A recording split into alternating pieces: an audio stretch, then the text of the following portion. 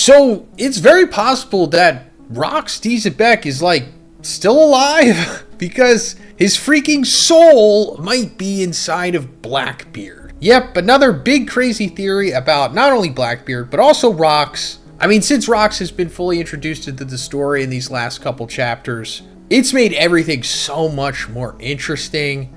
And this whole big speculation and theories about Blackbeard have been extrapolated now.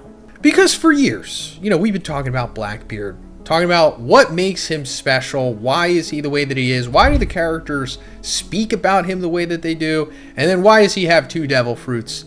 Well, it might be because of Rox. So, one of the oldest Blackbeard theories was him having multiple personalities or multiple souls. And at that time, we didn't really know what to make of that. I mean, I guess it was kind of plausible because of the way that he acts and his sporadic personality changes.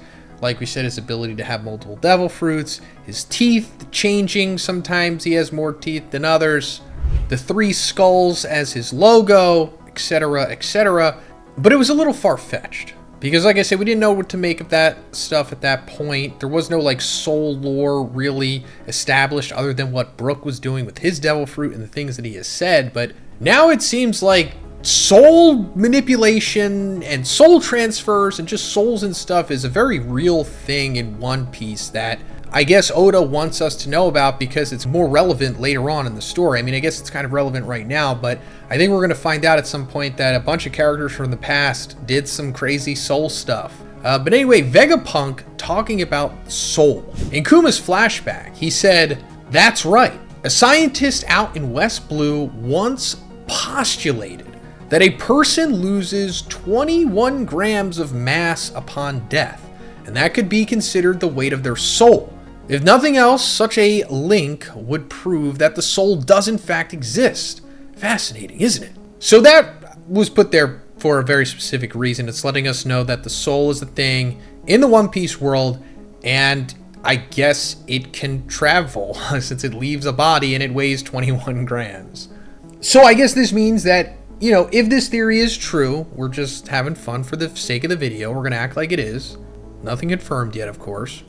But that would mean that Rox is somehow able to manipulate his soul and put it into Blackbeard somehow. So how can he do that? Well, I'm sure there's like a devil fruit maybe that could do it. Maybe like the awakened version of Brook's devil fruit can do something like that. Maybe, but considering that Brook had the fruit over 50 years ago, there's no way that Rox had it. Because, the flashback that we're in right now is around that time. So if Rox had the devil fruit, it just wouldn't make sense. Because Brook had it. So we can cross that off the list. Let me also cross off the list that we don't know what Rox's devil fruit is at all. I mean, it's very possible he didn't even have a devil fruit at all. Kind of like, Roger, or at least how Roger's implied to be. But as we also talked about in multiple other videos, he might have had the Yami Yami no Mi, the Darkness Logia that Blackbeard currently has, and maybe he was able to use the Darkness Logia in some way to manipulate his soul and then put it into Blackbeard. Now, I just wanted to, put that out there. It's a possibility, but I don't think that's necessarily what happened because of another thing that Vegapunk said back in Egghead. So after Android Kuma came back and, punched the crap out of Saturn, he embraced Bonnie. And Vegapunk was talking about how he turned Kuma into a bomb. And that technically he should be in a vegetative state right now without the ability to act of his own free will or even carry out orders. So there's no reason that he should have sprung into motion, and no logical scientific basis for his arrival at this island where Bonnie is. So is it true then? It is not the physical strength of the Buccaneers that make them remarkable. For at one point in time, they, and then an ellipses, and then we never hear about anything about this stuff again. So yeah, as we know, Kuma comes from the Buccaneer race. They're kind of like, I don't know, somewhere between a human and a giant or something. And they always skip leg day. That's essentially what the Buccaneers are. They were also extremely persecuted by the world government. And there's only 1 or 2 left that we know of at this point. And I say 2 because we definitely know that Kuma is a Buccaneer and he's technically still alive. I've also speculated about how Blackbeard might be a Buccaneer as well because, he kind of resembles Kuma. And Kuma's dad, who was also a Buccaneer. So if Blackbeard is a Buccaneer, then I guess that means that Rox was a Buccaneer as well. And if he was a Buccaneer, then I guess that means it goes into what Vegapunk was talking about here. Something that made them remarkable back in the day, it wasn't their strength, although they are pretty strong, way stronger than a normal human. It's just that for one point in time, and we don't know. But it very likely has something to do with the soul because, you know, that's what all this is pointing to. How did the android Kuma save Bonnie when technically he should have no personality or memories of himself left? Well, it's very possible because Kuma is a Buccaneer that he imprinted his soul into his android body somehow. It's just some kind of inherent ability that the Buccaneers have. They can move that 21-gram supernatural conscious entity into other things. People or inanimate objects as well. And I guess this is what Rox did, in theory. As he was dying or something like that, he passed on his soul to Blackbeard. And I guess this had to be at God Valley because it's implied that Rox was killed at God Valley. And God Valley happened, what, like 40 years ago, 38, 39, 40 years ago, something like that. And that's how old Blackbeard is, along with Shanks. And we know that Shanks was found at God Valley, so it's very possible that Blackbeard was there as well. You know, he came with the Rox pirates, maybe he was on the ship or something. And then as Rox was dying, at the hands of Garp and Roger, and possibly even Garling as well, he did some last-minute Buccaneer magic and then passed his soul onto Blackbeard. And I say Garling as well because, you know, why does Blackbeard hate Shanks so much? I mean, yeah, it makes sense because Blackbeard is a D and Shanks is a celestial dragon and they are eternally at odds. But I don't think it's that simple. Maybe it's because Garling killed Rox. And then, you know, when Rox takes over Blackbeard's body, he remembers. Maybe that's also why he went after Ace, because, you know, Roger was there as well. Roger probably had something to do with Rox's downfall, and he was like, hey, I'm going to take care of your son, Roger. I'm going to have him executed. But anyway, now that we're at the point of where Rox has put his soul into Blackbeard, I guess it means that they trade consciousness. Because, you know, going back to that flashback when we saw Blackbeard, you know, just despising Shanks the first second that he saw him, Buggy was talking to Shanks in that sequence, and he said, yeah, I heard this guy never sleeps. You know, paraphrasing, he also called him a monster or something like that. But we also speculated about why Blackbeard never sleeps. And maybe it's because they take turns being conscious. You know, Blackbeard goes to sleep, Rox takes over, and vice versa. Also, if we go back to Jaya, when Blackbeard is first introduced into the series and meets Luffy, when Luffy is like walking away from the encounter and he's talking to the rest of the Straw Hats about him, he says, it's not him, it's they. And that's been a big topic of speculation for over 20 years now. It's like, what is he talking about? Well, it could be this. He knew that Blackbeard was comprised of multiple souls. Even going further to the Marineford War when Marco was telling everybody that Blackbeard had a weird body, and that's what allowed him to have 2 devil fruits. I don't know if he was talking about him being a Buccaneer or him having 2 souls or something. But now that we're at the point of him having 2 devil fruits, I guess this is why. It's because he has 2 souls. Blackbeard's soul is containing the Yami Yami no Mi, and Rox's soul might be containing the Gura Gura no Mi. Or, you know, vice versa or whatever. But I guess that's why he's able to have 2. I mean, it could be the Yami Yami no Mi as well, but, you know, we're just talking about the double soul theory here, too. And then also, you know, we talk about the teeth. Sometimes Teach's teeth are different. Sometimes he has more than others. I don't know if it's a little mistake by Oda or if he's doing it intentionally. He probably is doing it intentionally. But now that we got all that stuff out of the way, let's just talk about his symbol, the 3 skulls, which is on his ship, the Saber of Zebek. Why is there 3? I mean, we speculated, oh, there's like 2 other souls within Blackbeard or 2 other personalities or something, but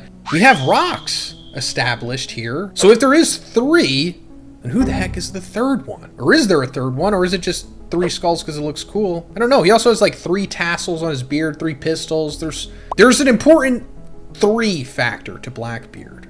So maybe there's more to what's going on here. Maybe Davy Jones is involved in some way. Maybe Davy Jones took over Rox's soul and then it just kept going. I don't know. That's a little too wild. We don't know anything about Davy Jones yet, but let me know in the comments, guys, what you think is going on here. Do you think this Rox soul theory is plausible? Let me know. And then what do you make of the 3 skulls thing? What's going on with the 3 stuff? How does Blackbeard have 2 devil fruits? Let me know. So Davy Jones was mentioned by Rox in the latest chapter of One Piece. In the Viz translation, which I like to go by, not because they're superior or anything, just because it's like official. I know not everybody goes by that, but it has Rox saying that, or I'm sorry, it has the narrator saying that the man described himself, referring to Rox, as a worshiper of Davy Jones. Fascinating stuff to me because we've heard Davy Jones mentioned before in the series. Do you remember specifically, Sai, when he was mentioned? Yeah. I think it was Robin, maybe? Yeah. It was the start of Long Ring Long Land. Chopper is the one who asked. He's like, hey, who's Davy Jones?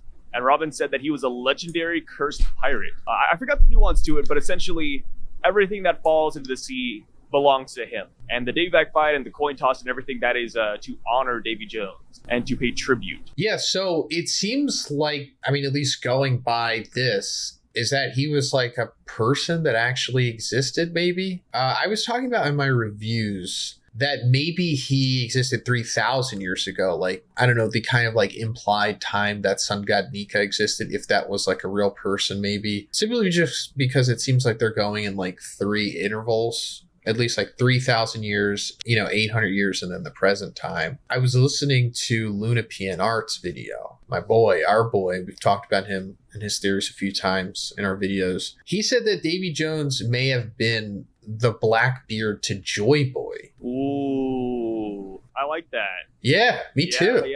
Yeah, I mean, and like you said, it all kind of repeats. People don't like it, right? But it is there. Like, we have Luffy and Blackbeard, and then you go back a couple of years, and then we had Roger and Rox. Go back farther, it could have been, like you said, it could have been Joy Boy and then Davy Jones. And I do wonder what Emu thinks about that, because Emu's just like, here on the side, like, what side was Emu on? They're like, Davy Jones, huh? I remember that guy from 900 years ago. But like you said, it could be 3,000 years ago, but my one qualm with that is that Joy Boy, at least to Vegapunk, right? He could be wrong, he doesn't know the full history, but Vegapunk said that Joy Boy was the first pirate. So if we learn that there's a pirate before Joy Boy, like 3,000 years ago, I feel like that kind of besmirched the message a little bit. So I do like what you said right here, where Davy Jones is actually 900 years ago, and that was like one of Joy Boy's rivals, one of his first rivals. Maybe even Emu's rival. I don't think that's too far off too, because Davy Jones is known for, at least current day, it's known for playing games. And Emu, the one attack they've used so far, the Domi Reversi, that is a board game. So maybe Emu is like the sophisticated gamer, and then Davy Jones is like the backwater boony gamer, He's the dice roller. The dice roller, yeah. Yeah.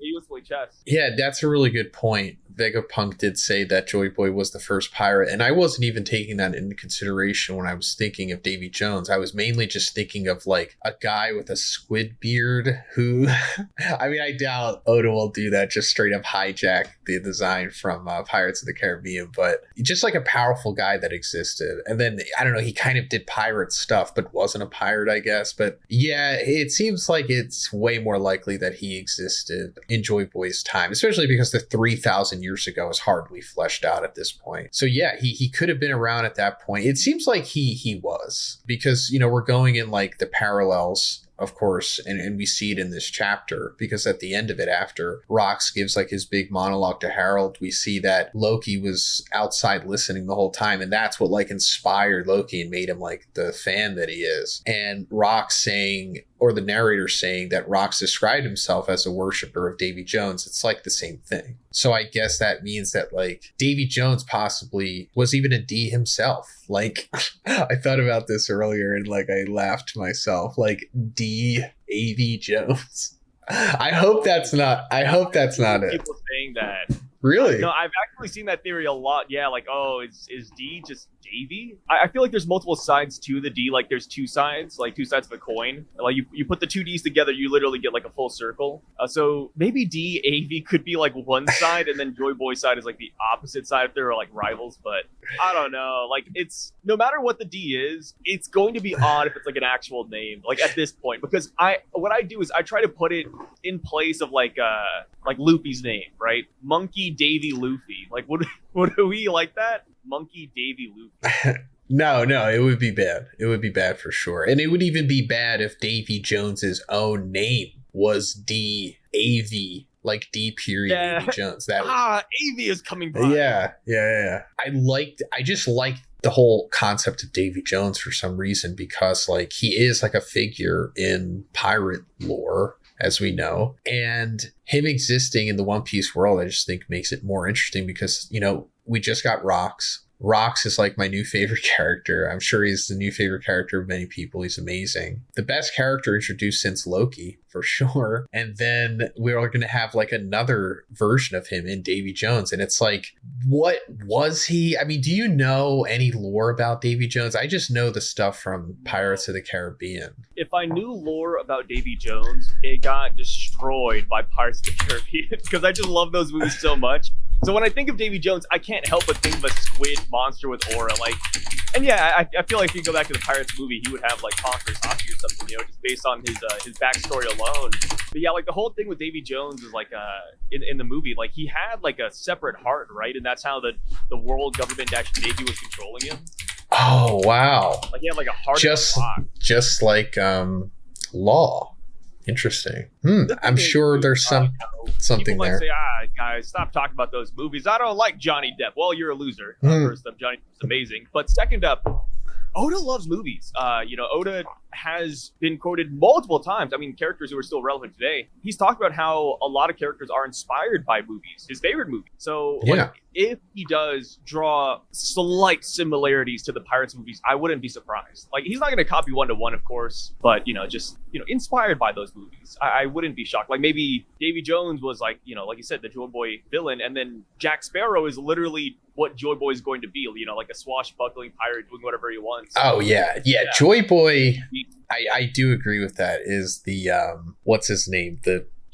Jack Sparrow of One Piece, for sure. Yeah, that's a great prediction. And he loved drinking. You know, it could kind of explain Bing Sake in a weird way. Yeah. Oh, yeah, pirates love to drink because of this guy. Yeah, we did talk about that before, how Bing Sake will likely connect to Joy Boy. Also, I asked ChatGPT, like, explain Davy Jones. And Davy Jones, he's just like a ghostly figure representing death at the sea, essentially. So he's like a ghost of like a ghostly tale you tell people. Yeah, it's like it literally says essentially he's the ocean's grim reaper, a symbol of a sailor's fear of death and damnation at sea. There is no traditional depiction of what Davy Jones looked like. So he doesn't have to be squid related. He could just be anything. He could just be like some kind of like ghostly apparitionally type of guy. What's interesting too is that I believe Oda drew Davy Jones in like an SBS a long time ago. Whoa! All right. And it's like this. Yeah, it's like this old man with a little bandana, kind of like Blackbeard. Blackbeard has a bandana as well when he was first introduced. He even kind of has like this weird, like roundish nose. He just looks like a drunk old man. Oh yeah! Wait, what? That was years ago. No, that was years ago. Yeah. Like, Oda can easily go back and say, "Hey, by the way, that was Davy Jones when he was old. Here's him in his prime," and then he's gonna look a lot cooler. Because you know, like Oda did that with like what Miss Bokkins. Like, oh, here's this old hag. You like hag maxing boys? And then we go to Egghead, and then we see Sissy, or Whole Cake Island and see Sissy. So. Yeah, I wouldn't like be too hung up on that design of Davy Jones. Yeah, it's pretty disappointing. It was in volume 38. Let me read this part real quick. I guess we can end the video on this. The reader asked, I was watching a pirate movie on DVD with subtitles and I noticed the actors were saying something about Davy Jones's locker, but the subtitles had turned it into fish food. Could this Davy be the Davy in the Davy Back fight? Was Davy Jones a real-life pirate? Please tell us. Oda said, well, to be clear, Davy Back doesn't exist in any legend. Davy Back fight is a game that exists only in the world of One Piece, but the Davy Jones locker that Robin mentions in volume 33 is a well-known legend among sailors in real life. There are several different accounts, but in general, there was a lying? Okay. No. Good pirate named Davy Jones, a greedy deck chief who was famous for pulling all the crew's valuables in his own locker. He was so wicked, even for a pirate, that one day the devil himself cursed Davy to live at the bottom of the sea forever, swabbing the deck of a sunken ship and placing all of the sunken treasure into his locker where it would never be seen again. So when pirates say put him in Davy Jones's locker, it means sink him to the bottom of the sea. Do you think we got some good lore on Davy Jones right there, man? Do you think that that's like real? Like to One Piece? Because that can happen. Like he could be a fishman or something. Yes. If I had to like pick a side, I'd say it will be primarily canon. SBSs are interesting pieces of work, right? I feel like more so than not, they are canon. That's where we get a lot of canon information, right? Like Zoro's family, like, oh, like, hey, Oda, who's this guy's father? And then he's like, oh, yeah, by the way, like, these characters are all related over here with Hanafuda and Ulti in page 1. SBSs reveal a lot, man. We've even seen the Seraphim designs of the Kid Warlords a long time ago. We got Female Law a long time ago. Like, we get a lot of little nuggets in these SBSs. So if Oda takes what you just read and canonizes it or brings it into the story, I wouldn't be shocked. I'm sure he'll like alter it here and there, but yes, I don't think that's going to be like a throwaway answer from Oda. Also, like, Oda interviews, like, it's one of those things where like it can mean something, it doesn't have to mean anything. But like, for example, like at Marineford, somebody asked, hey, does Shanks have a twin brother? And Oda was like, oh, haha, redacted. That's like, okay. And then here we are 10 years later, and Shanks does have a brother. And it's like, okay. So it's one of those things where like we look at this SBS, and while I bet some people want to dismiss it, I think we can't really do that nowadays. Like we look at this, and I think we have to take it a little bit seriously at least. I think so. I mean, he says specifically the devil. That's not mentioned in like the nautical lore as far as I've seen. And it's like the devil is always mentioned in One Piece ambiguously, especially recently. And it's like connected to Emu, obviously. So either it was Emu possibly. I mean, hypothetically, if we're devil's advocate, we're saying that this is true. Yeah. The devil could be either that creature that we saw in the mural or Emu themselves. And then how he would be at the bottom of the sea, I don't know, perpetual youth surgery put on him. And then like he has a devil fruit, but he's also a fish man. So it's like Jack. He's just trapped down there, after Jack got beat up by Zunisha. He could even be like at the bottom of a hole somewhere, like in his lobby, right? We don't know what's at the bottom there. Lelousi, we don't know what's at the bottom. Like, he could be, like, at the core of the earth somehow. Like, really deep down there. Or he's, like, at the One Piece. Because it talks about... Like, trapped on the island? Yeah, it talks about valuables in his locker. Placing all the sunken treasure into his locker where it would never be seen again. Just like the One Piece, kind of. So we're seeing the debut of Rox in this chapter because we're picking up from the end of the previous one where Rox and his crew has made their way to Elbaf and they're encountering Loki. Rox wants to see King Harold, so he injures Loki as a way to lure Harold back to Elbaf because he's not there at that moment in time. And in this chapter, we find out why Rox is so interested in Harold, and it's because he essentially has, a bromance with him, because they actually met at the Reverie 8 years prior to the current time in the flashback we're in. And then we kind of just cut to the Reverie at this point, and we see that Rox, the mad lad that he is, made his way through the Reverie, through Marijois, through the Pangea Castle, kidnapped 5 kings, and then got to the Room of Flowers where Emu is. And he's just chilling there. And he has a pistol too. But the thing is that somehow he's made it there. And it's said that it is the first and last of its kind. That in the history of Emu ruling, the world, this is the only time that someone has made it to the Room of Flowers. And then since then, no one else has done it. So Rox is the only person to ever be able to do this, which is GOAT status for sure. And he's just so nonchalant about it. He's just sitting down, talking to Emu. And Emu's nonchalant too, saying that kidnapping those 5 kings, that's not enough to extort me. But Rox says that he's a Davy Jonesian pirate. Now, I talked about this before, but I'll just put it out there real quick for anyone who didn't hear what I had to say about this. But it's very possible that Davy Jones was a person that actually existed in the One Piece world, maybe going back 3,000 years ago. It could be the counterpart to Sun God Nika. The way that there's Luffy and Blackbeard and Rox and Roger, there could be that with Davy Jones and Nika possibly. And I only say that because we're seeing the influence of generations on the future generations and how it's kind of linear to the hero and the anti-hero or anti-villain. Especially with Loki saying how he's influenced by Rox, and now Rox essentially saying that he himself is influenced by this Davy Jones individual. But at the end of this sequence, it says that Rox knew that there was nothing more he could do in that moment. So he withdrew, and with these words, he said, "Just wait, one day I'll be back." So that's fascinating. He knew that there was nothing more he could do in that moment, meaning like, yeah, he knew he couldn't defeat Emu. Like, yeah, Rox is super powerful, and he's probably got a crazy ego, but he's not stupid. Like, he knows Emu's the one above all, essentially. He could probably sense their hockey. I mean, like, we saw when Emu inhabited Gunko and Elbaf, how everyone reacted to just that. So being in Emu's presence, you must realize that, like, okay, this is like God tier power. So he's like, just wait, one day I'll be back. Now, yeah, I guess he doesn't return because, I mean, we're going to find out because it seems like we're going through Rox's life as much as we're going through Loki's in this flashback. But if he doesn't return, it could be that either Blackbeard, his son, returns, carrying his will, or Buggy, his possible other son, carrying his will. And we'll get into that because you already saw the thumbnail of this video. We're going to be talking about that. But after Rox leaves, he runs into Harold. Harold's at the Reverie too. He's like on fire running.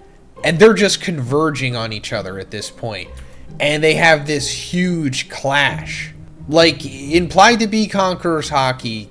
I mean, it looks like it is. I'm pretty sure it is. And the impact that it's making is pretty much what Conqueror Hockey Clash does. Confirming that, yeah, Rox has Conqueror's hockey. And so does Harold. So I guess Loki has Conqueror's hockey too. Was that already confirmed? I'm not sure if it was, but I'm pretty sure Loki has it. And I also think it hasn't been confirmed that Blackbeard has Conqueror's hockey, but I guess he kind of has to have it too if Rox has it. Maybe even Buggy has it too. I don't know. But it says the clash between these two strangers blew everyone away within a 5-kilometer radius. So yeah, two incredibly powerful guys. Also, it says that Rox had killed a freaking admiral right before this. We found that out in the previous chapter that Rox took down an admiral. And that's what essentially made him infamous. Aside from breaking into the Room of Flowers and meeting Emu, but he took down a freaking admiral. So I guess at this point in time, Harold is pretty strong, obviously. I mean, he's like definitely admiral level, I guess. Because this is what made Rox really interested in Harold. This is what started the bromance for him. They had this clash, and Rox was like, whoa, you're powerful, dude. And then they kind of like exchange info on how to get to Elbaf. And yeah, that's what takes us back to the beginning of the chapter. That's why Rox is there, because he's coming back to try to convince Harold to join his crew. But we'll get to that because we're seeing Rox's bounty poster revealed here. Because, like we talked about, he killed the freaking admiral, he kidnapped those 5 kings, broke into the Room of Flowers, so he's got a pretty juicy bounty here. We're not seeing what it is, but it's probably in the billions for sure. Now, the super fascinating thing about this bounty poster is that it looks exactly the same as Buggy's current bounty poster. That's right. See, the funny thing is that when we were talking about Buggy and Rox last week, we were just kind of going off of how his face looked. That's it. If you cut it in half, one half looks like Blackbeard, one half looks like Buggy. Kind of. It could have meant that they are, his children, or it's just Oda repeating character designs or something maybe. But no, there's something going on here for sure. You can't say there's not. This is not a coincidence. There's no way. I mean, look at it. It's the same thing. Come on. Now, either Buggy is straight up Rox's son, or Buggy is like carrying on the will of Rox, the same way that Blackbeard is, despite not being, his blood. Or he's just straight up his son, and we've got like another Shanks Shamrock thing going on, except, one of them is kind of like the runt of the litter, with Buggy not being a powerhouse at all, but Buggy makes up for it with like his charisma and luck. Like, he kind of has like a supernatural luck ability, I guess you could say. He has like plot armor the way that Luffy does, despite not being the main character, which makes you incredibly powerful. You're essentially a reality manipulator at that point if you're a character that is not the main character in a series with plot armor. But also, we talked about it before, Buggy is 39 years old. That kind of lines up with when Rox would have died. somewhere around that time, if he did die. We also talked about how like all the Yonkos right now have a significant lineage to them. You know, Blackbeard rocks, Shanks with Garling and Shamrock, Luffy with Dragon and Garp. So now it's like, what's going on with Buggy? And why does Buggy have that nose? Why is he like a clown man? I mean, I guess it had to do with his mother, right? If Rocks is his father. And also, why did Roger take Buggy under his wing? Because he had to have known that Shanks was Garling's son. So what's going on with Buggy? And also, if that is the case, then Buggy is a D. Which I suspected before. I suspected Buggy had to be a D or Celestial Dragon. So I guess he's a D now because, you know, like the Ds have like that ability to attract people or whatever Mihawk was talking about. And also, like I talked about before, maybe it's Buggy that meets Emu. He's the one that returns with the will of Rocks. I mean, it's going to be Blackbeard, but maybe both. I don't know. After this, we see how, like, Rocks rose to power more. Like, he sabotaged some Celestial Dragon ships, but also other pirate ships. He used the Davy Back fight to strengthen his crew, and that's what eventually gave him, like, the big powerhouse crew that he has that we've known about. And I guess he's just been trying to collect all these powerful people so that he can raid Mary Schwa and take it down. Because, you know, like we talked about in the last video, he's like the, you know, counterpart to Roger. He's the other side of the D coin. Roger, you know, went through the alternative route of trying to save the world, going on an adventure, finding the One Piece, you know, actually achieving it, but then not doing anything. Because, you know, he couldn't. They came at the wrong time or whatever. So he needed to wait for the Messiah to come and the stars to align. But Rocks, on the other hand, is like, nah, I'm just raiding this place with the strongest dudes that I can find, and I'm just going to overthrow the government, and then I'm going to become the king, and then that's how he kind of saves the world in his own anti-villain way, which is essentially what Blackbeard is trying to do right now, I guess. Now, yeah, I mean, it's not great, but, I mean, maybe the world that Rocks ruled over would probably be better than Emu's world, right? I mean, I guess there wouldn't be slavery anymore. Rocks would definitely abolish that. Alright, in this chapter, we're continuing Loki's flashback, and we're seeing the Kuja Pirates. At this point in time, they were like a superstar idol pirate group. All super beautiful women, including Gloriosa, who we know currently in the series as Elder Neon. But at this point in her prime, she was ultra beautiful and the captain of the Kuja Pirates. Her first mate was also Shaki, who I guess at this point in time was considered to be like the most beautiful woman in the world. Now, another interesting thing about this sequence is another member of the crew that we're seeing, and that is Tritoma, who in parenthesis says that she's going to become the future Empress of Amazon Lily. Now, if you're not like a hardcore fan of One Piece, you'll see this character and you'll be like, oh, okay, just another random, you know, Kuja pirate. That's cool. But if you are hardcore, like really hardcore, then you'll see this character and be like, oh my god, that's Luffy's mother. So now let me break it down, of course, because this isn't the first time we've heard of Tritoma, but I'm pretty sure this is the first time, actually, yeah, this is for sure the first time we are seeing her in the series. But her existence was first made known in Volume 109's SBS, where it said that after Shakuyaku abandoned her position as Empress and left Amazon Lily, you know, of course, because naturally she does, because she eventually winds up running Shaki's bar at Sabaody with Rayleigh, Tritoma became the new Empress. And when Gloriosa returned to the island with the Gorgon sisters who had been freed from slavery, Tritoma pardoned her for her crime and allowed her to live on the island once again. Because Gloriosa leaves Amazon Lily at some point to join the Rocks Pirates, and then Shakuyaku succeeds her, and then once Shakuyaku leaves, then Tritoma, who allegedly could be Luffy's mother, takes over. Then, 13 years ago, she died from the love sickness and was succeeded as Empress by Boa Hancock. So that's pretty much all we know about her. And now we're also seeing that she was kind of like an assistant to Gloriosa here, bringing her like fan letters, or just a lower crew member or whatever. But nothing being said here that she's Luffy's mother, except that we kind of just have to put it together for ourselves. And in my opinion, it does make a lot of sense. Like, I'm fully convinced that Tritoma is Luffy's mother, because she dies of the love sickness here 13 years ago, which is also interesting because Luffy would have been alive still, at least for 6 years.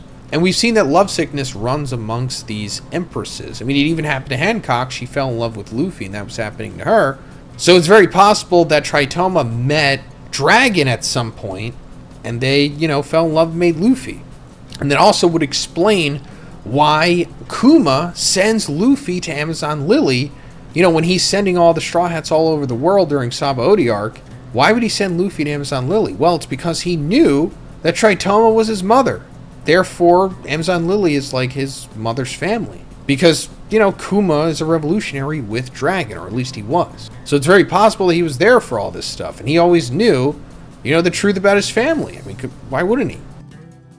But anyway, going further into this chapter, we're seeing the Roger pirates come across the Kuja pirates here, and they're fawning over Shakuyaku in a pretty comedic sequence until Garp shows up too. And for the first time, we finally get to see Garp and Roger just go at it.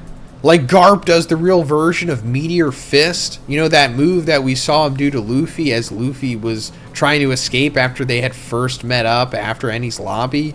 But then we just see them like straight up connecting in a clash. Like Garp hitting Roger in the face and Roger swinging his sword at Garp. I don't know if he's like slicing him or if he's making like a blunt impact the way that Rocks does. But really awesome sequence. Conqueror Hockey everywhere, of course. We know that these guys are like the gods of Conqueror Hockey for their time probably.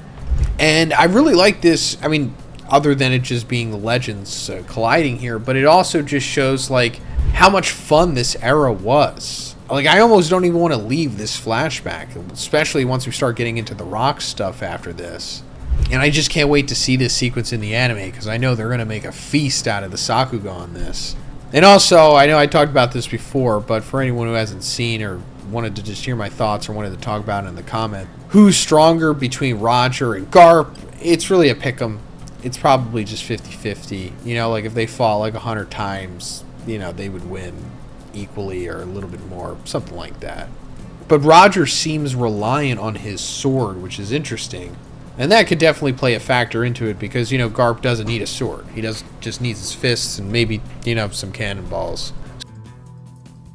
So then we cut away from that and we go through a little bit more Loki and King Harold stuff, but it gets really interesting again once we come back to Hachinosu, because we're seeing the rest of the Rock's pirates form here. Even some that we weren't aware of before, such as this guy Silveraxe, who at this point in time was known as Kyo the Wicked.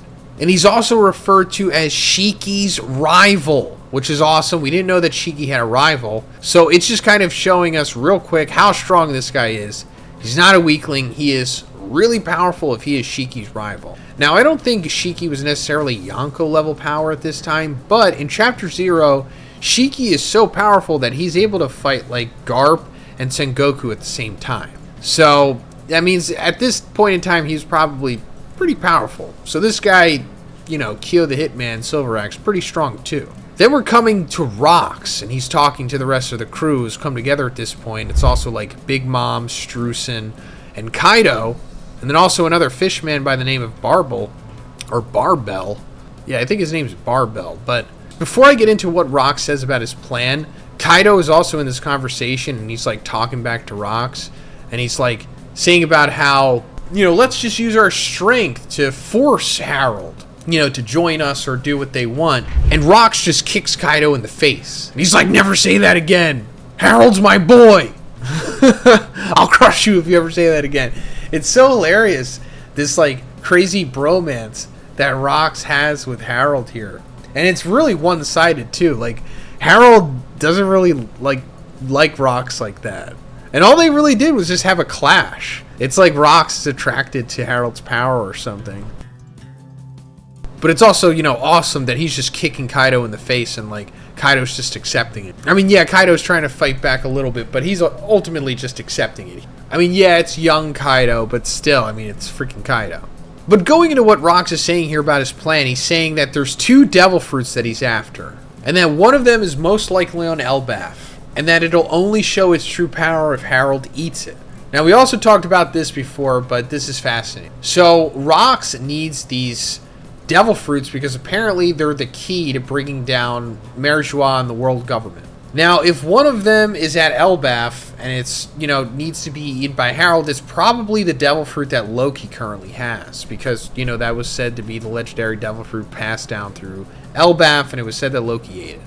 Now, we still don't know what it is. We have no idea. But considering that Loki refers to himself as the sun god, it probably has something to do with Nika. And there's like a new theory that maybe it's like one half of the Nika fruit.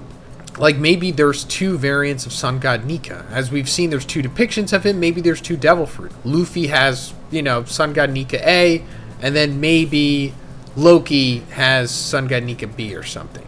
And then maybe you need to be a giant or something to bring out the full potential of the fruit, because he says that he needs Harold to eat it to bring out the full potential. And obviously Harold's a huge giant. I mean, he's ancient giant blood, much bigger than a regular giant. So maybe that is the key to bringing out the full potential, because when Luffy, goes into Gear 5, he becomes a giant sometimes anyway. So imagine if Harold did that. He'd be like, way bigger than Zunisha probably. Or Loki, I should say. What if Loki did that? Now, as for the other fruit, I guess it would have to be the Yami Yami no Mi, the Darkness Logia, because that's what Blackbeard was after. And we don't know specifically why he was after it, but if he is carrying on the will of Rox, or straight up has Rox's soul in him, then I guess this would make sense. Now, why does he need the Yami Yami no Mi and the Sun God Nika B fruit? Don't know. We're probably not going to find out in this flashback, but I'm really excited to see what's going to happen with this. Let me know in the comments, guys. What do you think those devil fruits are?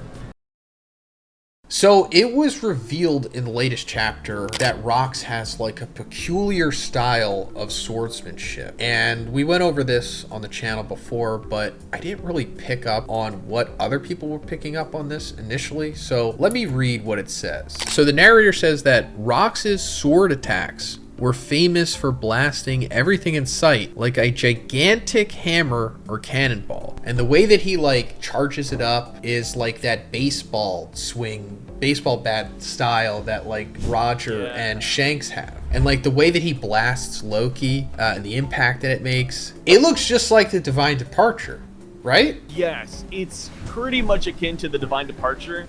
The only difference is that when Rox releases his load, there's no black lightning. When Roger does Kamusari or Shanks does Kamusari, you see like black lightning spurring out. Rox doesn't have that same effect.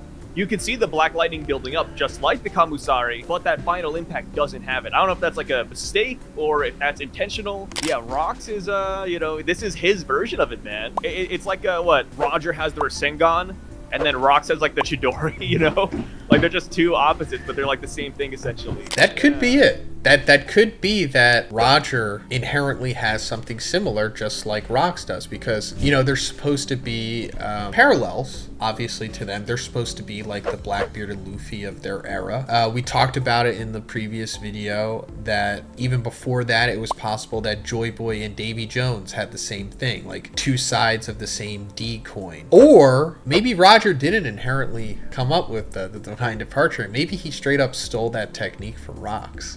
That's a theory that's been going around, and it's because Rox's sword looks like Roger's sword. But if we go back to chapter 1096, when we see the Roger pirates enter God Valley, Roger's sword is different than what he typically has. It doesn't have like the same kind of guard on the hilt that it normally does. And this is also like young Roger. He doesn't even have a mustache in this sequence. That could be a mistake from Oda. But I mean, because also like if you look at Rayleigh's sword in this panel, he has like the guard. So it's like, did Oda really make a mistake here, or is he trying to show that Roger originally had a different sword and that maybe he wound up taking Rox's sword from him after he defeated him? And not only that, but also his technique. I mean, we don't see Roger really do anything. I think the only time we see Roger fight is when in Odin's flashback, right? Which is many years after this sequence. Rox has already been dead.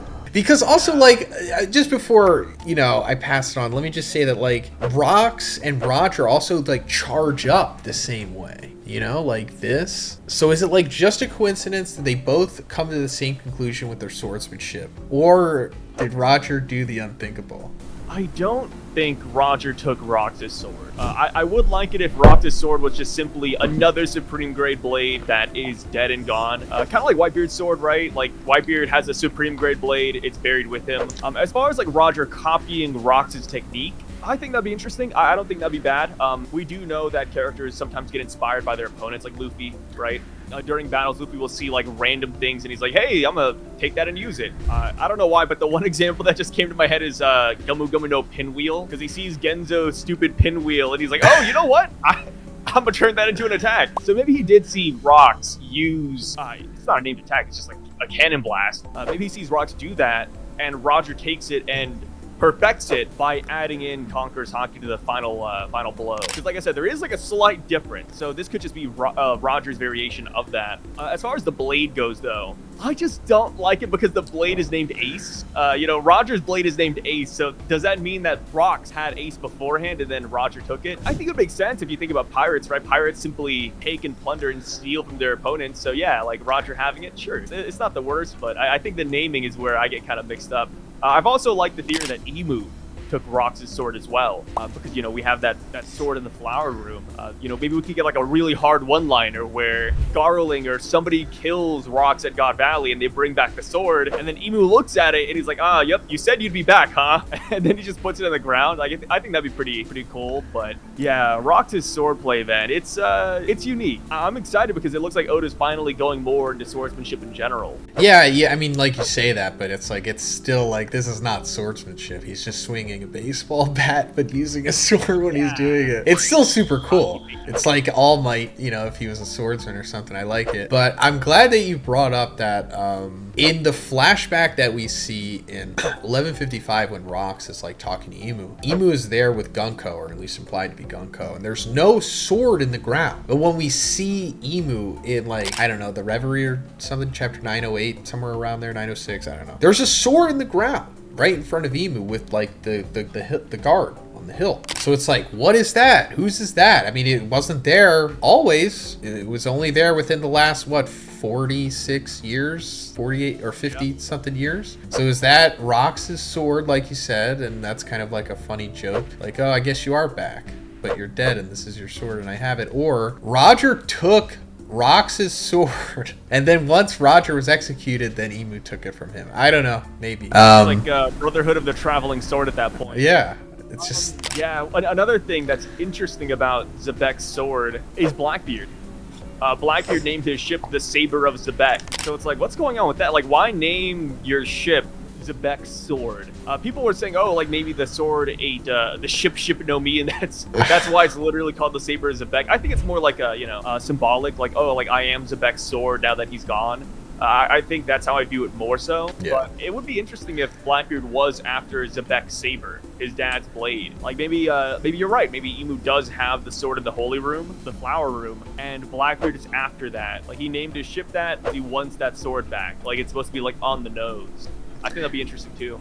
We also talked about before how it's very likely that Blackbeard will have a showdown with Emu, whether it's Blackbeard and Luffy or just Blackbeard by himself.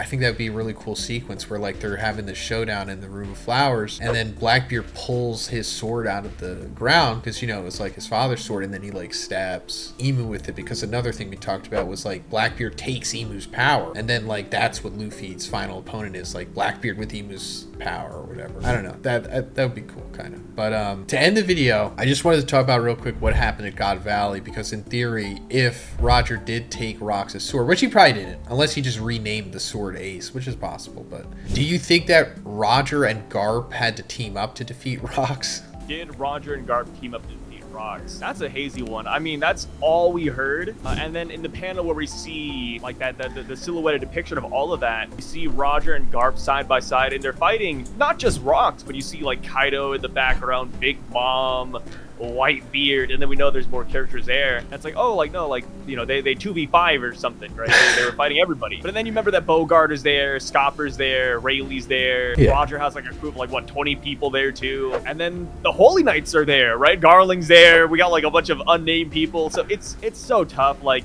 I don't think it was a simple 2v1. We could even have like a rotating people. Like maybe Garling came in here for a little bit, and then Whitebeard took him off. Or maybe Rayleigh was fighting for a minute, and then he got peeled off by, I don't know, Shikis, right? It's so tough to like imagine what that looks like. It reminds me of Stampede, where it feels like a genuine free-for-all. Like I don't think it's gonna be as simple as, hey, like 2v1 from start to finish. It's just those two. But I don't know, because you gotta remember, like, Garp initially went to that island for Roger. Like, Garp did not care about Rox back, right? Like, he heard that Rox was attacking, and he's like, he was sleeping. He was chilling at the beach. Roger's going, I'm going. And that is when Garp took off. So it's like, even if they teamed up eventually, like, in the beginning, they were fighting each other most likely, right? Until Roger was like, hey, Garp, there's a maniac over here. We gotta go take him down. So, like, at what point of the fight did that happen? So, I think people draw the conclusion that, it's a 2v1, but I think it's going to be a lot more nuanced, and it's going to be kind of hard to, like, really power scale off of this. Off rip, at least. When we get the flashback, sure, but right now, there's just not a lot to go off of. And plus, we got this story from Sengoku, a guy who wasn't even there. Like, True. I don't know why he wasn't there, like, I mean, he's supposed to be, like, Garp's right hand, or not right hand, but, like, Garp's friend. You would think that they'd be deployed together, but no, True. Like, Sengoku, I guess, is on vacation during that time. Yeah, I never thought about him being an unreliable narrator, but I guess it is possible.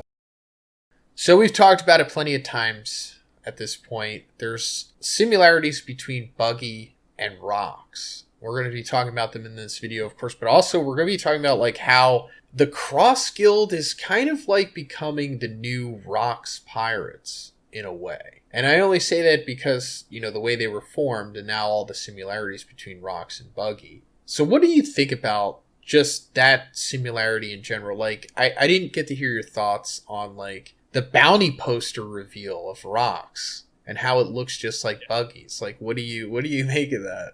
I don't think that's a coincidence at all. It makes you wonder, did Buggy mimic Rox's bounty poster for the notoriety? Or did the Marines look at Buggy and they're like, hey, kind of reminds me of Rox, Like, I heard a rumor of a guy who just amassed a bunch of, really strong criminals. It reminds me of Rox. Or if this is, like, a simple coincidence and, like, Oda's hinting at something here. I think it could be that. Oda's just simply hinting that Buggy has a connection to Rox. I do not think that Buggy is Rox's son, though. I think that Buggy is simply a character that is falling so hard upwards that he's being compared to Rox because of...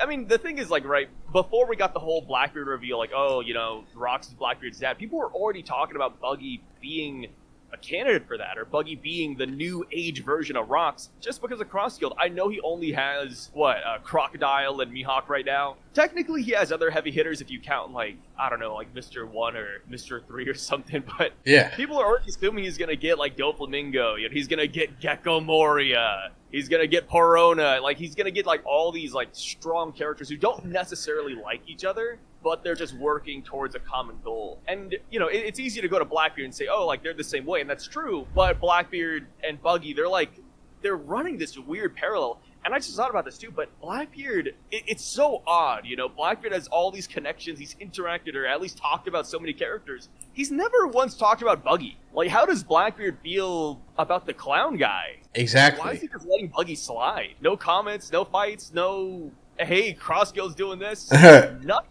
Yeah, it's fascinating. I don't know what to make of that. I thought about that too, because I saw this really funny meme of, it was like a manga panel of Blackbeard, like, talking to Buggy. He was like, we don't have to keep up the act anymore, brother, or something like that. And then Buggy was like, oh, I was waiting to hear you say that. And he's like powering up. And I was like, and I thought about it, and I was like, I guess they never interacted really or talked about each other as far as I know. But I'm glad you brought up that the Cross Guild is like a random collection of guys that there's no real leader. They're all kind of just together because it makes sense, essentially. They're all trying to get their own individual goals via using each other. I don't feel like the Blackbeard Pirates are like that. They do seem to have, like, camaraderie and respect for Blackbeard. It was Katarina Devon talking to Saturn, right? I really got that sense of that there. I mean, they're not all like the Straw Hats, of course. They're all bad people and sociopaths for the most part. But it seems like there's more of like a team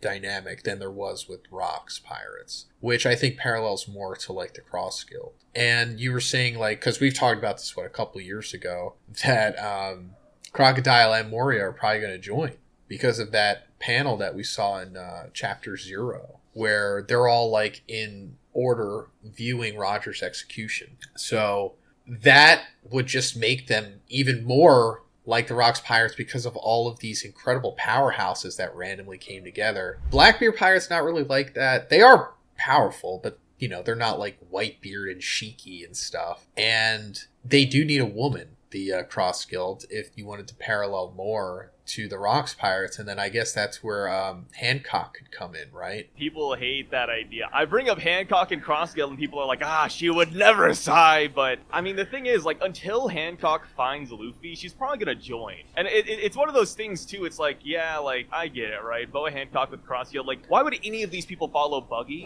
But the answer just comes down to the fact that it's convenient, you know? Like, you go back 200 chapters ago, tell somebody that Mihawk is gonna follow Buggy the Clown, they're gonna laugh at you, right? So I don't think any theory like that's off the board. And yeah, like I think if Boa were to join just for a little bit, mind you, I think it would like help parallel the Roxy Zebek connection even more. And it's like you said, like, yes, the Blackbeard Pirates are like the Rock Pirates as well, but the problem with the Blackbeard Pirates is that we don't really know that. Like, the audience doesn't really know those characters that well. Whereas Cross Guild, like, whenever he gets a big name, it's like, oh my god, it's X character. Like, I remember them from 400 chapters ago. They're my favorite. But, you know, we hear Blackbeard gets, you know, Shiryu's a good one. I think people like Shiryu generally, but do like Basco Shot. Like, oh my god, Blackbeard Basco Shot. It's like, who the hell is this, right? Exactly. I mean, yeah, sure, he's legendary in the world, but I mean, we don't know him.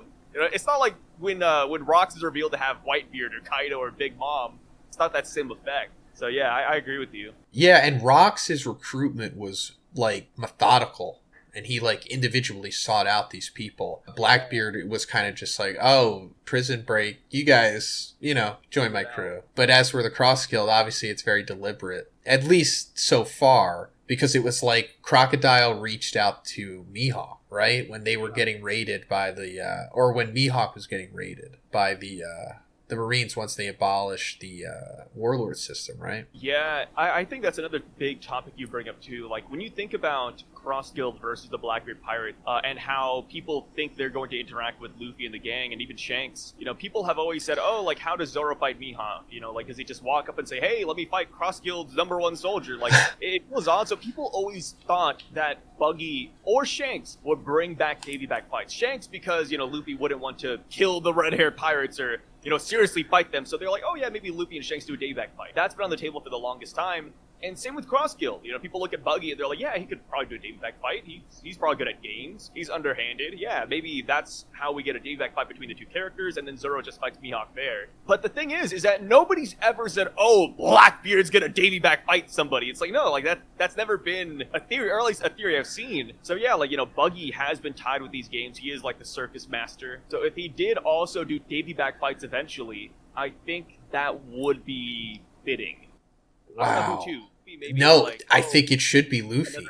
I think that would be amazing. If the Cross Guild does wind up fighting the Straw Hats, which I don't know if they will at this point because of the way everything's converging in the final war, but if they do, and it's like a Davy back fight, I think that would be amazing because it would subvert expectations. We wouldn't be like fatigued by, you know, the sequential fights that every arc has. And then there could be some twists, you know, maybe one of the Straw Hats comes over to the Cross Guild. I mean, it wouldn't really matter at that point because we're at the end of the series. So it's not like, oh my God, they're going to be there forever. It's only going to be like, you know, 2 or 3 years or something before the end of that, theoretically at that point. But yeah, Blackbeard not doing the Davy back fights as far as we know, although he does want to take over Hachinosu. And then finally, Buggy does have a goal. He does want to go after the One Piece, and going after the One Piece obviously involves, you know, getting involved with Emu at some point, one way or another. So that could fulfill Rox's prophecy of him returning. I talked about that before. I'm sure you did too, how when he said to Emu that he'll be back right here, you know, it's essentially going to be like Blackbeard fulfilling, you know, carrying on his will. But it also could be Buggy as well. Yeah. What's really funny if that were to happen, if Buggy were to run into Emu, is that Emu would be so caught on the left foot because Emu had wanted posters of Blackbeard and Luffy in his room. You know, Vivi and Shirahoshi were also pictures he had, but never once did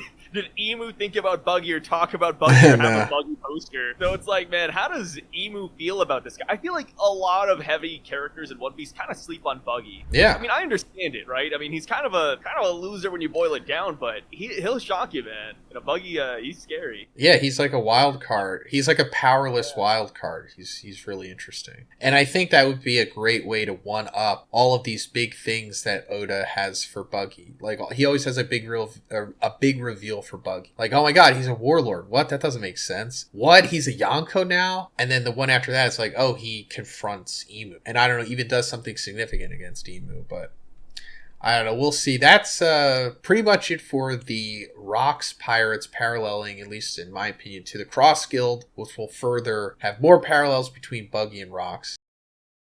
So, in the latest chapter of One Piece, we saw that Loki has like these crazy eyes, kind of reminiscent of like the eyes of Sauron. And this is really interesting because, you know, he's been covered by bandages this whole time. So this is like the first time we're getting to see what his eyes actually look like, and that of course has led to like tons of speculation and theories, and we're going to be going over like all the popular ones, I guess, in this video. So first of all, I got this DM from Chris saying that this could be like analogous to Fenrir, because in Norse mythology, Loki brings Ragnarok. Loki's a giant and Fenrir's a giant wolf. The designs apparently match one another.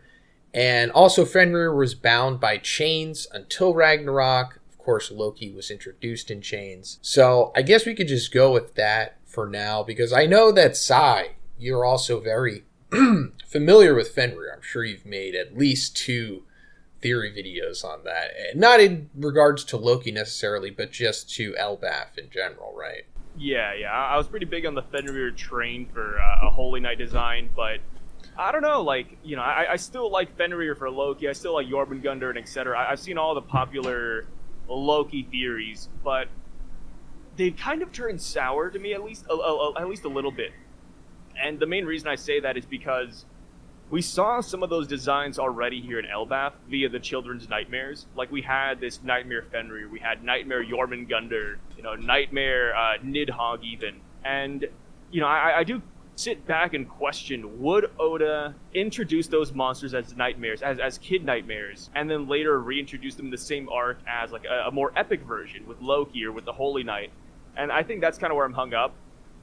You know, I feel like there's such a wide berth of possibilities Oda could bring into One Piece. So would he really do that? I think that's kind of what I'm questioning. I do like the Fenrir theories because it does make sense, right? Loki chained up, yada yada, like Ragnarok. I've even seen people bringing up another monster because it also kills Odin, which is the father figure of Loki. Also kills the lucky horse. I think that was just Fenrir actually.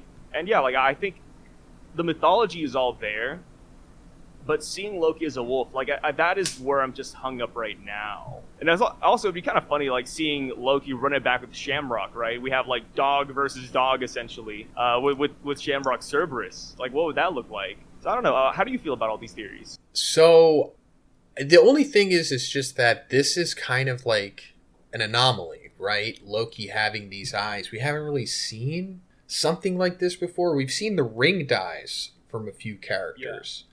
But not this. This is the first time we've seen this, so I just don't know what to make of it.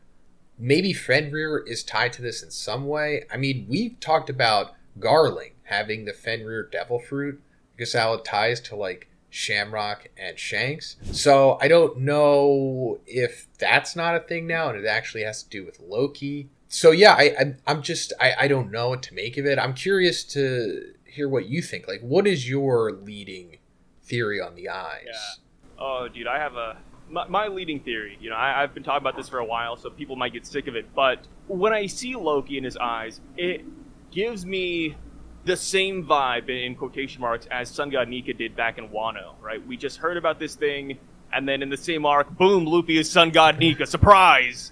You know, obviously you can go back and you can see like little hints of Gear Fifth here or there, like, oh, like Luffy's really goofy right here, he's stretchy, cartoon effects, or oh, he's doing the Sun God Nika dance, oh, in Skypiea you hear Nika. Like, there's always been like small bits and pieces here and there, but I feel like Wano's where Oda finalized it, saying, okay, this is Sun God Nika, this is what he can do, here you go. Here's who's who talking about Sun God Nika. 20 chapters later, Sun God Nika has arrived. For Loki, it gives me the same vibe because just a couple of chapters ago, wow, just a couple, it's like maybe like 12 at this point, we had the mural of Elbaf. And in that mural, plus the Harley text, we've heard about this giant karmic serpent. The Hellfire Serpent is what I think Viz translated it as. And on the right side of the mural, you got this giant monster blowing fire, and he's coming from the city. And that is what I think Loki is. That is a new name drop we've never heard about the Karmic Serpent before. It's not Jormungandr. You could say it's analogous to Jormungandr. That's perfectly fine. I think whatever Loki is, it will be based on some mythology. It will be a big reference or pull from a lot of mythology, so that's totally fine for you to call him that. But I think he's going to be an entirely new inverse One Piece creature. And if I had to put my money down on something, I would say it's going to be the serpent that the Earth God used to fight against the Sun God. Kind of like how Shirahoshi is like the reincarnation of the Mermaid Princess after all these years. I think Loki is going to be the first world version of that, and he is going to be a reincarnation of that ancient serpent, whatever it is. Unfortunately, we don't have like a name for it. It's just, Big Serpent number 5, but yeah, I think that's what's happening here. I mean, the eyes kind of fit. And then somebody mentioned this. I didn't cook this up myself, but they said, oh, the way Loki's climbing up that tree, it's like a snake. I was like, oh, you're not wrong. He can't climb it any other way because he's a baby, but, I mean, yeah, sure. I could totally see it. And, I think it fits pretty well. Of course, that doesn't really explain the horns, right? The horns, the snake didn't have them. But if you go back to the mural, the giant that looked like Loki, the giant that had those horns, he had, like, this waistband with a certain pattern on it. And, at first it was like, whatever, it's a pattern. But if you look at the snake on the right side of the mural, it has the same pattern on its body. So it's like, wait a minute. Like, maybe they're one and the same. Maybe that's like a hint as to what's happening here. And of course, like I said, very reminiscent of Sun God Nika. Boom, here's the Sun God Nika mention. Here's Sun God Nika. So, here's Hellfire Serpent. Here's Hellfire Serpent. Hell, you could even say he's a god, I don't think that's bad either. Spinning off, like, if you don't like my serpent idea, you could say he's like the forest god or the earth god or the rain god. And I think that fit too. I think he will be something important from the second or first world. I think that's almost like a guarantee right there. Yeah, I like that. The Hellfire Serpent thing. Because, yeah, it does have the same markings on the mural. And it's just really interesting. Didn't know what to make of that.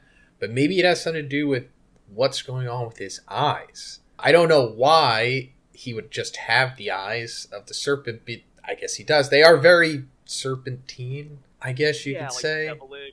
Yeah. Like, it's just a vertical slit. Like, I don't really know what else those eyes could be. And it's weird talking about, like, ocular powers in One Piece because we've never really had that. People reference Pudding. Like, okay, we have Pudding, you're correct. But we haven't seen what Pudding's eyes can do. Right now, she's just using them to see, like, normal people. But, she hasn't awakened it yet, so we don't even know, like, how Oda's going to bring eye powers into One Piece. Like, is it going to be like Naruto, where, eye powers get absolutely disgusting? Or is it just going to be, like, a visual thing? Like, oh, he looks cool, and that's pretty much it. Like, how do you feel about that? Like, I'm sure you've watched, like, Naruto. You finished it. Yeah. So, like, would you want Oda to get Naruto-y with this? Like, what abilities from, like, Naruto eye powers would you want or not want? Like, the linking up, the Susanoo, like where do you draw the line? Amaterasu, Izanagi. Yeah, see, that's the thing. I don't mind like a look at you and then something happens type of power, because that's not like Naruto didn't like invent that. Like that's always kind of been like, yeah, it's like a standard trope. So if there was character, like if Loki had some kind of look at you and then like either I can analyze something special or I can affect you in some way because I'm looking at you. That's fine. But it doesn't really have to go any further than that. Because you were talking about Pudding. And I think that's good because technically she does have an eye ability, but it's not like it's like really doing anything tangible, you know what I mean? It kind of just gives her information. Or at least that's the implication of it, right? Very specific information too. Like she can read the poneglyphs. Like what an ability. Yeah, I think that's great. I think it should be like that if Loki does have an eye ability. It shouldn't be like he fires lasers or something, because that's just too crazy for one. Yeah, that's just too crazy for One Piece, because that's essentially a devil fruit. What about like the Shinigami eyes out of Death Note, where he looks at you, he can tell the day you die and etc. Like he can see your full name and just all your information. That would be a really cool devil fruit in itself. Like if there was a character that just had that ability, that would be really cool. Yeah, it would be kind of scary too. Like imagine this baby just walks up to those eyes. Yep, you're dying tomorrow. whoa. Yeah, that's like a horror movie. Yeah, he's a scary baby, man. Like, I wouldn't have thrown him off, but being scared of this baby and having such a visceral reaction. I mean, eyes are scary. All I could say. Yeah, I mean, I would throw him off personally, but that's neither here nor there. So we're over 1,100 chapters into the series at this point, but we still haven't seen all of the powerhouse's powers, which is like interesting, right? So in this video, I want to talk about like all of the secret powerhouses, the guys that are at the top of the power scale right now, but we just haven't seen them like go all out, or we don't even really know what they're capable of truly. So the first one I guess we talk about is Mihawk. We've seen him fight in Marineford, but that was a very long time ago in all scopes of time. Everything has changed since then. So naturally, Mihawk has as well, and he's definitely caught up to the current power creep in the series, I guess. So once we see him, he will probably have feats or a display of power similar to that we've seen of like Shanks going against Kid. Do you think that's fair to say? I think that is beyond fair. I don't know what chapter it's from, but there's like a chapter where somebody's like, hey, Zoro, have you ever seen a mermaid before? And he's seen Kokoro, and he has that in his mind, and he erases Kokoro, and he's like, nope, this is my first. Me with Marineford Mihawk, like, hey, Shai, are you excited for Mihawk's first feat? And then I think about Mihawk versus Vista, and then it slowly just fades out of existence. So, yeah. I think Mihawk is going to be one of those pinnacles of power. When it comes to like Mihawk, Shanks is always brought into question, and I see them as true and blue rivals. I always have. I think they are 1-to-1. So whatever Shanks can do, I believe Mihawk can do, and same goes vice versa. Whatever Mihawk can do, I think Shanks can do. I think they are. It's like the blue and red ogre, Dorian Brokey. I think they're like side by side in terms of power. You could say like one aspect of Shanks gives him an edge over Mihawk. One aspect of Mihawk gives him an edge over Shanks. Like, yeah, sure, like, you put this in like fighting game terms, like maybe Mihawk has more agility, but Shanks has more blah, blah, blah. Like, I think that's totally fine. But when Mihawk shows up, I do expect him to one-shot characters like Kid, if he were here in Elbaf. I think he would do the exact same. And, we can't underestimate the fact that he is like the world's strongest swordsman. We can't undersell that at all. Like, this is Zoro's end goal. People bring into contention like, oh, like this, so he's lower than Blackbeard, lower than Gold Roger. Like, sure, I mean, I guess, in certain terms, like, but in terms of swordplay, like, we are going to see things from Mihawk that we've never seen before. Kind of like how, with Loki, we have these crazy eyes. What does that even mean? I think we're gonna have that same reaction to Mihawk, where Mihawk's going to fight and we're gonna say, wait, what the hell is this? Like, I would not be shocked if Mihawk brings out powers that we haven't seen before. I mean, you gotta imagine, Mihawk is the second character in the entire series that has a black blade. The first being Ryuma, like, I think Mihawk is going to be that guy. And I am curious now that we have like demons and devils and these crazy eyes and black magic, it does bring back Zoro's line in Egghead where he says, oh yeah, the Seraphim Mihawk, yeah, he's a lot more human than Mihawk actually is. And it's like, okay, like, people were already analyzing that line to hell and back. So in 2025, like, we're looking at this line now and it's like, okay, like, what did he mean by that? Like, does Mihawk have like demonic powers? I mean, we saw that Shanks had the mark on his arm, right? He had the mark of the abyss potentially. So if Mihawk had the same mark, if that's where they first met, and Mihawk's like a celestial dragon bastard child, oh yeah, dude, Mihawk with additional powers, oh yeah, give it to me, brother, do it. Yeah, you know what's up. He has the mark. I'm pretty sure he does. But you know who definitely has the mark? Garling, who is also another secret powerhouse. We don't know anything about Garling, unfortunately. We know that he has a sword and he uses it. That's pretty much it. He might have a devil fruit. There's a possibility that he was given Saturn's Gyuki power. I know, we don't want that. Nobody wants that. No. We're hoping that didn't happen. But yeah, he is just a secret powerhouse. He's definitely at the top of the power scale. We've talked about that before. But yeah, we don't know what he's capable of. He might have like a devil fruit sword the way that Shamrock does, which I think is just so freaking cool. I want to see more of that. At the minimum, he could probably fight just like Shanks. He could probably do all the Conqueror Haki stuff, advanced Conqueror Haki. He definitely has Conqueror Haki. I mean, if Shanks has Conqueror's Haki, so does Garling. I know it's not guaranteed to work that way, but come on, Garling has it. I don't think we have to debate about that. Yeah, and other than that, we would just have to speculate about what he could do because we just don't really have too much information. And I guess we can go to the next one, and that's Dragon. Talked about the father of Shanks. Now we got the father of Luffy. Talked about him so much. Still don't know anything about him, really, power-wise, fighting-wise. He definitely has some kind of power. Definitely some kind of devil fruit for sure, because we've seen the green wind around him. It's always associated with him. So he either has like a Logia or a Paramecia or a Zoan, which narrows it down. they call Dragon like the world's worst criminal, and I don't think that's because he's a revolutionary. I think that's because we haven't seen him fight after all these years. That is a crime against humanity. How have we not seen Dragon on some freaking battlefield is beyond me. Like, the thing with Dragon, man, oh my god! Like, you're telling me we don't even have, like, imaginary feats for Dragon. That's the thing that just really gets me going. You know, like, at least for Mihawk, right? Not a great showing in Marineford, sure. But we have the Shanks tags, right? It's like, oh, you know, he fought Shanks in the past. For Garland, oh, he was at God Valley. He fought Roger, he fought Rox. We can't do that for Dragon. We got no battlefield has he been a part of. Like, we don't have, like, oh, you know, Dragon fought Akainu in his past. We can assume that. That's all headcanon. We've never heard them in the same line, man. I wish we had something for Dragon. Like, oh, he had, you know, like Akainu has like the 10-day standoff with Aokiji. I wish we had that for Dragon. Tell me that Dragon, you know, he fought one of the strongest Yongos of the past, and he beat him so badly, we don't even know that guy's name anymore. Something for this guy. But yeah, I think he has wind powers. You know, bringing back, you know, looking at the admirals, right? The people from Dragon's era, the people who are around Dragon's age, when he was in the Marines, they all have like these elemental powers, magma, ice, light. You know, we have Green Bull, we have even have like Fujitora, who weren't exactly part of the Marines yet. But yeah, they have all these like distinctive powers. And I think Dragon will have the same. I think Wind will fit him very well. His ship is named the Wind Granma. I'm rewatching One Piece. I just finished Logtown the other day. And yeah, we have green wind powers. He brought over a storm. And yeah, I think that is what he's going to have. I don't think it's going to be a transformation necessarily. I think he will just stick with like what his boys got, essentially. I'm calling the Admirals his boys, but yeah, I think he's going to follow that theme. Last thing I got to say about Dragon though, man, is that I get it.